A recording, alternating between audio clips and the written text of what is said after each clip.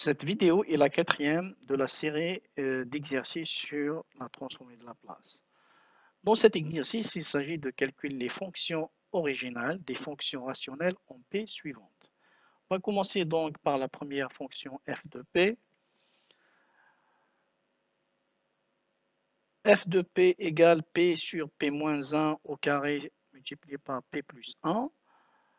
Bien sûr, ici, la méthode de résolution est basée sur la décomposition en éléments simples qu'on a expliqué dans les vidéos précédentes. Nous avons un pôle simple P égale moins 1 et un pôle double P égale à 1, d'où la décomposition suivante. A1 sur P moins 1 plus A2 sur P moins 1 au carré. Donc on voit bien que A1 et A2 sont des coefficients qui sont relatifs au pôle P égale à 1.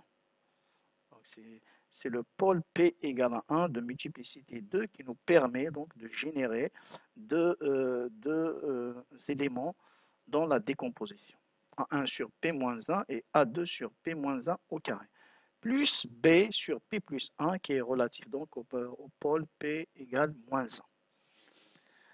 Je rappelle ici la relation qui nous permet donc de calculer les coefficients A et dans le cas d'un pôle multiple. Alors pour notre cas, n égale à 2 et p égale 1, d'où A égale 1 sur 2 moins i factoriel, limite de la dérivée, par rapport à p, de 2 moins i de p moins 1 au carré f de p. Et on fait varier, i de 2 à 1, c'est-à-dire deux valeurs qui correspondent donc à 2 et à 1. Donc, on va commencer directement par le coefficient A2. En remplaçant donc dans cette relation i par 2, on obtient donc limite de p moins 1 au carré f de p quand p tend vers 1.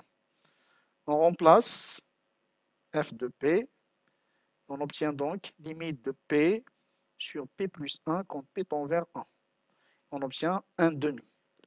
Donc A2 égale 1 demi.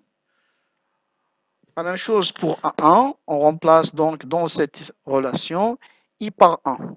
On obtient donc limite de la dérivée par rapport à p de p moins 1 au carré f de p, quand p tend vers 1. On remplace f de p par sa valeur. On obtient donc limite de la dérivée par rapport à p de p sur p plus 1. On obtient donc p plus 1 moins p sur p plus 1 au carré. Et en faisant la limite de p en 1, on obtient donc 1 sur 4. Donc A1 égale 1 sur 4.